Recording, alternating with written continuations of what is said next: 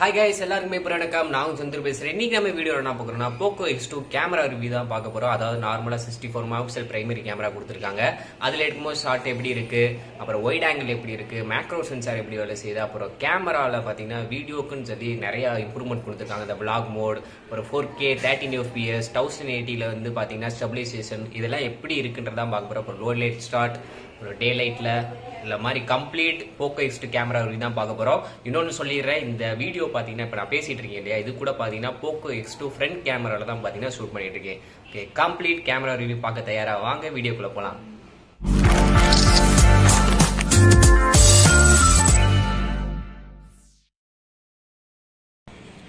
ஆகேஸ், இப்போ Poco X2 பொறுத்த வரைக்கும் பார்த்தீங்கன்னா கேமராவுக்கு செம்மையான இம்ப்ரூவ்மெண்ட்லாம் கொடுத்துருக்காங்க. அது என்ன, நார்மலாக ஃபோட்டோஸ்லாம் வருது, இல்லை வந்து பார்த்தீங்கன்னா மேலே HDR options, flash, AI detection, macro sensor Dude பண்ணுறது, அதுவும் பார்த்தீங்கன்னா ஆஸ்பெக்ட் ரேஷியோ மாற்றுறது, இந்த மாதிரி கொடுத்துருக்காங்க. நார்மலாக 1xல ஃபோட்டோ எடுக்கிறது, அப்படியே இன்னொரு அந்த சைடு ஒரு டாட் இருக்கும், அதை கிளிக் பண்ணும்போது உங்களுக்கு 2x ஆப்டிக்கல் ஜூம் வந்து எடுக்க முடியும். இப்போ இந்த ஃபோட்டோ பார்த்தீங்கன்னா உங்களுக்கு மேக்ரோ சென்சாரில் எடுக்கிற கிளாரிட்டி வந்து இதில் எடுத்துக்க முடியும். அப்படியே இன்னொருக்கு ஷிஃப்ட் பண்ணிங்கன்னா ஒயிட் ஆங்கிள் பொறுத்த வரைக்கும் எந்த ஒரு பிரச்சனையுமே இல்லை.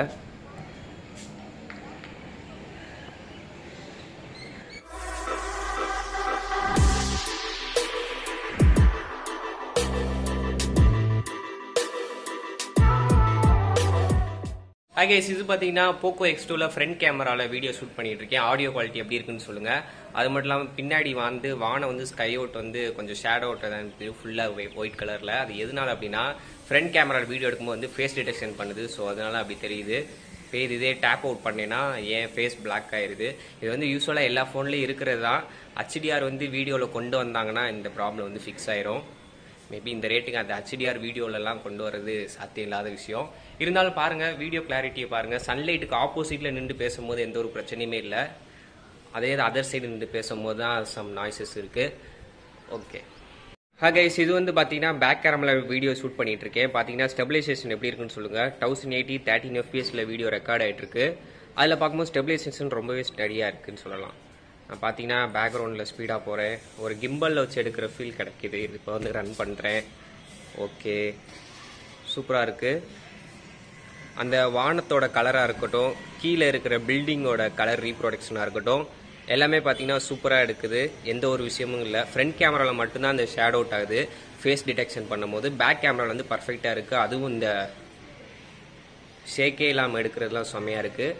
இந்த மரத்தோட கலர் பார்த்தீங்கன்னா உண்மையிலேயே செம்மையாக தெரியும். அந்த blue colour sky, green colour மரம், சூப்பராக இருக்குது பேக் கேமரா.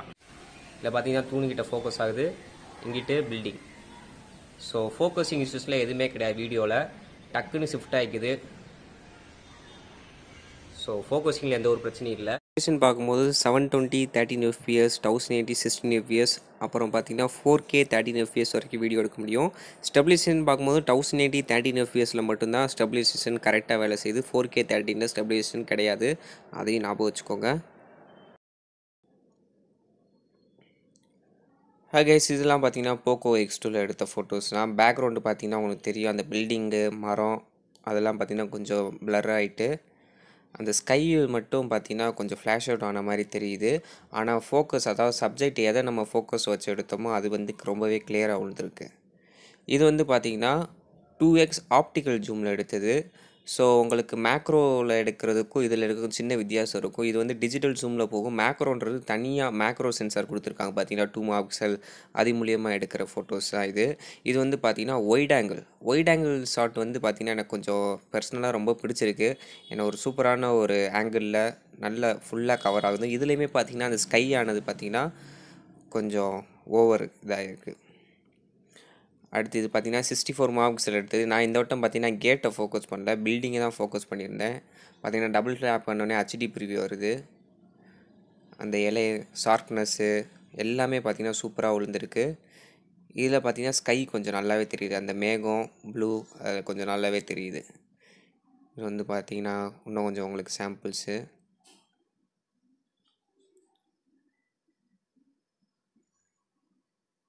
டீட்டெயிலிங்கை பொறுத்த வரைக்கும் எந்த குறையுமே இல்லை. சூப்பராக டீட்டெயில்ஸ்லாம் கேப்சர் பண்ணுது. ஷார்ப்னஸ் வந்து கரெக்டான லெவலில் இருக்குது.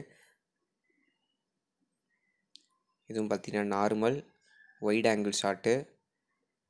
இது வந்து பார்த்தீங்கன்னா 2x ஆப்டிக்கல் ஜூம் ஷாட். இது பார்த்தீங்கன்னா நார்மல்.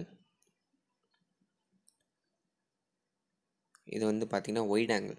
ஒயிட் ஆங்கிளில் நான் வந்து பார்த்தீங்கன்னா டீட்டெயிலிங் வந்து கொஞ்சம் கம்மியாக தான். அதாவது ஜூம் பண்ணோம்னா அந்தளவுக்கு டீட்டெயிலிங் தெரில. ஆனால் நார்மலாக ஒரு ஃபேஸ்புக்கு ஒரு இன்ஸ்டான்னு போஸ்ட் பண்ணும்போது, இல்லை ஒரு மவுண்டெயின் போகிறீங்க, டூரிங் போகிறீங்க, அந்த மாதிரி சமயத்தில் ஃபோட்டோ எடுக்கும்போது செம்மையாக இருக்கும். இது பார்த்தீங்கன்னா 64 மெகாபிக்சல் எனேபிள் பண்ணி எடுத்தது. இதில் பார்த்தீங்கன்னா டீட்டெயிலிங் வந்து அவ்வளோ சூப்பராக கேப்சர் ஆகுது. அது மட்டும் இல்லாமல் அந்த ஸ்கையோட கலராக இருக்கட்டும், கீழே கிரவுண்டில் உள்ள பில்டிங்கோட கலராக இருக்கட்டும், எல்லாமே பார்த்தீங்கன்னா ஒரே லெவலில் மெயின்டைன் ஆகி அவுட்புட் கிடைக்குது. சில நேரம் பார்த்தீங்கன்னா ஸ்கை ஃபுல் அண்ட் ஃபுல் ஒயிட்டாக தெரியும், கீழே உள்ள பில்டிங் மட்டும் தான் தெரியும். இந்த வட்டம் பார்த்தீங்கன்னா சூப்பராக எடுத்துக்கு. இப்போ டீட்டெயிலிங் லெவல் காட்டுறேன். பார்த்தீங்கன்னா 64 மெகாபிக்சல் எடுத்தனால பார்த்தீங்கன்னா அந்த டிஸ்பிளே உள்ள பேர் முதற்கொண்டு தெரியுது. அதுக்கப்புறம் அந்த மாடிங் மேலே உள்ள புறா எல்லாமே சூப்பராக ஷார்ட் அவுட் ஆகிருக்கு. இப்போ பார்த்தீங்கன்னா ஜூம் அவுட் பண்ணினா அந்த டிஷ் டிவி எங்கே இருக்குன்னே தெரில, அந்த மாதிரி இருக்குது.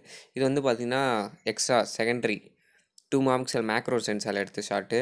இது வந்து பார்த்தீங்கன்னா 2x ஆப்டிக். இப்போ இந்த ஷாட் பார்த்தீங்கன்னா நார்மல் ஷாட் தான். நான் செவரை ஃபோக்கஸ் பண்ணியிருக்கேன். அந்த ஃபோக்கஸ் பண்ணாலும் அந்த டீட்டெயிலிங்கில் எந்த ஒரு பிரச்சனையும் இல்லை. அதே மாதிரி சூப்பராக பார்த்தீங்கன்னா பேக்ரவுண்ட் வந்து பொக்கா எஃபெக்ட் கொடுத்துருது. செல்ஃபீஸ்னு வரும்போது பார்த்தீங்கன்னா நம்ம HDR எனேபிள் பண்ணும்போது தான் பார்த்தீங்கன்னா பேக்ரவுண்டும் சரி ஃபேஸும் கரெக்டாக டிடெக்ட் பண்ணுது. இதே நார்மலாக HDR ஆஃப் பண்ணி எடுக்கும்போது பார்த்தீங்கன்னா ஃபேஸை மட்டும் தான் டிடெக்ட் பண்ணுது. பேக்ரவுண்ட் வந்து full and full flash out ஆன மாதிரி ஆகிடுது வெள்ளை வெள்ளைன்னு. அது ஒரு பிரச்சனை இருக்குது. இதுவுமே பார்த்தீங்கன்னா சன்லைட்டுக்கு எதிராக நிற்கிறேன். ஸோ அதனால் பார்த்தீங்கன்னா ஃபேஸும் சரி பேக்ரவுண்டும் சரி எந்த ஒரு அதுவும் பார்த்தீங்கன்னா பேக்ரவுண்டு ஸ்கை ப்ளூ கலரு, அந்த மரங்கள்லாம் க்ரீனிஷ் எல்லாமே சூப்பராக விழுந்திருக்கு. இதே இது HDR ஆஃப் பண்ணும்போது பார்த்தீங்கன்னா ஃபுல் அண்ட் ஃபுல் இந்த மாதிரி தான் ஷேட் அவுட் வந்துடுது. இது ரெட்மின்னு மட்டும் கிடையாது, எல்லா ஃபோன்லேயுமே இந்த பிரச்சனை இருக்குது. நீங்கள் ஐரன் ஃபோன் வாங்கினா மட்டும்தான் இந்த பிரச்சனைன்னு சால்வ் கிடைக்கும். ஆட்டோமேட்டிக்காக HDR வச்சாலும் பார்த்தீங்கன்னா ஒரு சில நேரம் தான் டிடெக்ட் பண்ணி கரெக்டான ஃபோட்டோஸ் தருது. இல்லாட்டி நம்ம மேனுவலாக தான் HDR செட் பண்ணி எடுக்கும்போது தான் இந்த மாதிரி கிளியரான ஃபோட்டோ கிடைக்குது. இல்லாட்டி இந்த மாதிரிலாம் ஃப்ளாஷ் அவுட் ஆகுது பேக்ரவுண்டு.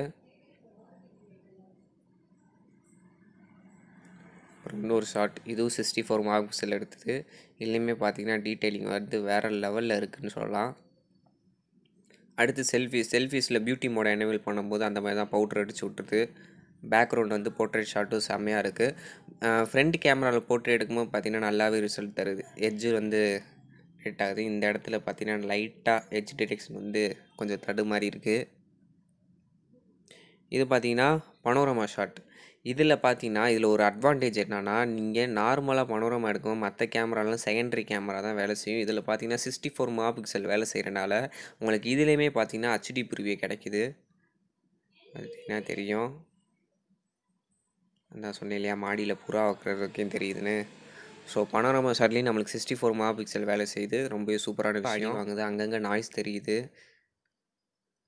இதெல்லாம் கொஞ்சம் வெளியே வச்சு எடுத்ததா சன்லைட்டில். இந்த இதுவும் பார்த்தீங்கன்னா 64 மெகாபிக்சலு. இது லோ லைட் ஷாட், ரூமுக்குள்ளே எடுத்தது.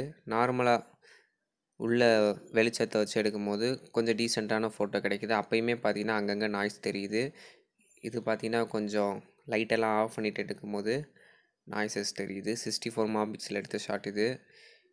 இது முழுக்க முழுக்க உங்களுக்கு பார்த்தாலே தெரியும். அந்த ஃபோக்கஸிங்காக இருக்கட்டும், அங்கங்கே புள்ளி புள்ளியாக உங்களுக்கு தெரியுது பார்த்தீங்களா? அதெல்லாம் பார்த்தீங்கன்னா கொஞ்சம் தெளிவான ஃபோட்டோ கிடைக்கிறது இல்லை லோ லைட்டில். அதே மாதிரி தான் செல்ஃபீஸை பொறுத்த வரைக்கும் அதுலேயுமே கொஞ்சம் நாய்ஸஸ் இருக்கிற மாதிரி தெரியுது. பேக்ரவுண்டில் கேமராவில் எடுக்கிற ஃபோட்டோ அளவுக்கு பார்த்தீங்கன்னா ஃப்ரண்ட் கேமராவில் வர்றது கிடையாது. மற்றபடி ஒரு டீசெண்டான ஃபோட்டோ இதே சன்லைட்டில் எடுக்கும்போது சூப்பரான ஒரு அவுட்புட் கிடைக்குது. இது வந்து பேக் கேமரா எடுத்த ஷாட்டு. ஹாய் ஃப்ரெண்ட்ஸ், இப்போ நீங்கள் வீடியோவில் பார்த்தது எல்லாமே பார்த்தீங்கன்னா டே லைட் ஷாட் தான். எல்லாம் ஃபுல் பார்த்தீங்கன்னா பகலில் எடுத்த ஃபோட்டோஸ் தான் பார்த்துருப்பீங்க. லோ லைட்டுன்னு வரும்போது பார்த்தீங்கன்னா கண்டிப்பாக நாய்ஸஸ் இருக்க தான் செய்யுது. அதுக்கு ஒரு தீர்வு என்னான்னு பார்த்தீங்கன்னா கூகுள் கேமரா. ஏன்னா போக்கோ X2 இல்லை, இப்போ வர ரெட்மி ஃபோன்ஸ் எல்லாமே பார்த்தீங்கன்னா கேமரா டு ஏபி வந்து எனேபிள் பண்ணி தான் வருது. எல்லா ஃபோனுக்குமே பார்த்தீங்கன்னா கூகுள் கேமரா வந்து சப்போர்ட் பண்ணுது. ஸோ போக்கோ X2ல் கூகுள் கேமரா இன்ஸ்டால் பண்ணி அதில் எப்படி இமேஜஸ் எப்படி வருது, லோ லைட் அதாவது நைட் ஸ்கேப் யூஸ் பண்ணும்போது இமேஜஸ் எப்படி வருதுன்னு தனியாக ஒரு செப்பரேட்டாக ஒரு வீடியோ வந்து நம்ம சேனலில் அப்லோட் பண்ணுறேன். அது மட்டும் இல்லாமல் 960 fps ஸ்லோ மோஷன் வீடியோ எப்படி ஷூட் பண்ணுறது அதுக்குன்னு ஒரு தனியாக செப்பரேட்டான ஒரு வீடியோ போகிறேன். அதுக்கு நீங்கள் என்ன பண்ணணும்னா நம்ம சேனல் நீங்கள் இன்னும் சப்ஸ்கிரைப் பண்ணினா சப்ஸ்கிரைப் பண்ணிடுங்க. கூடயே பக்கத்தில் உள்ள பெல் சிம்பிளை ப்ரெஸ் பண்ணுங்கள். அப்போ தான் நம்ம சேனலில் போகிற ஒவ்வொரு வீடியோக்கும் உங்களுக்கு நோட்டிஃபிகேஷன் வரும். மேற்கொண்டு இது போன்ற வீடியோவில் சந்திக்கிறேன். அது வரைக்கும் நன்றி, வணக்கம். எஸ் ஆல்ரெடி நம்ம சேனலில் பார்த்தீங்கன்னா கேமிங் ரிவ்யூ வந்து போட்டிருக்கேன். 60 ஹெர்ட்ஸில் எப்படி இருக்குது, 120 ஹெர்ட்ஸில் எப்படி இருக்குன்னு அதை பார்க்காதவங்க கண்டிப்பாக நம்ம சேனலை செக் பண்ணி பாருங்கள். லிங்க் வந்து கீழே டிஸ்கிரிப்ஷனில் கொடுத்துருக்கேன். இன்னொன்று நான் சொல்லியிருந்தேன், வீடியோ எடுக்கும்போதும் சரி, அப்புறம் கேமிங் ஆனாலும் சரி, ஃபோன் வந்து கண்டிப்பாக ஹீட்டிங் இஷ்யூஸ் இருக்குது. பேட்டரியும் பார்த்தீங்கன்னா ரொம்பவே ட்ரைன் ஆகுது. அதுவும் இந்த கேமராவில் வீடியோ 4Kலலாம் வீடியோ எடுக்கும்போது ஃபோன் செம்மையாக ஹீட் ஆகுது. அது என்னென்னு பார்த்தீங்கன்னா, இப்போ உள்ள கிளைமேட்டாக இருக்கட்டும், ரூம் டெம்பரேச்சர் எல்லாமே பார்த்தீங்கன்னா ஹையாக இருக்குது. கொஞ்சம் நாள் போச்சுன்னா ஃபிக்ஸ் ஆகும். ஆனால் ரெகுலராகவே பார்த்தீங்கன்னா இப்போன்னு இல்லை, எல்லா ரெட்மி ஃபோன்ஸாக இருக்கட்டும், எல்லா ரியல்மி ஃபோன்ஸாக இருக்கட்டும், கேமராவை அதிக நேரம் யூஸ் பண்ணும்போது பார்த்தீங்கன்னா கண்டிப்பாக மொபைலோட பாடியானது ஹீட் ஆக தான் செய்யும். அது வந்து பார்த்தீங்கன்னா ஹார்ட்வேர் வந்து ஃபுல் அண்ட் ஃபுல் பார்த்தீங்கன்னா வேலை செய்கிறனால அந்த ஹீட் ப்ரொடியூஸ் ஆக தான் செய்யும். கண்டிப்பாக ஹீட்டிங் இஷ்யூஸ் இருக்குது. கேம் விளாடும் போது பார்த்தீங்கன்னா 120 ஹெர்ட்ஸ் பப்ஜி போன்ற ஹெவியான கேம் விளாடும் போது கண்டிப்பாக பேட்டரியானது வேகமாக ட்ரைன் ஆகுது. அதை குயிக்காக சார்ஜ் பண்ணுறதுக்கு 27 வாட்ஸ் சார்ஜர் பாக்ஸ்லேயே கொடுக்குறனால ஒன்றும் பிரச்சனை இல்லை. ஃபோனானது ஹெவியாக யூஸ் பண்ணும்போது ஹீட் ஆகுது, பேட்டரியும் பார்த்திங்கன்னா ட்ரைன் ஆகுது. இதுதான் பார்த்திங்கன்னா இல்லை கொஞ்சம் மேஜர் இஷ்யூன்னு சொல்லலாம். மேபி கொஞ்சம் நாள் போச்சுன்னா எல்லாத்தையும் பக் ஃபிக்ஸ் பண்ணுவாங்கன்னு நினைக்கிறேன். தேங்க்யூ.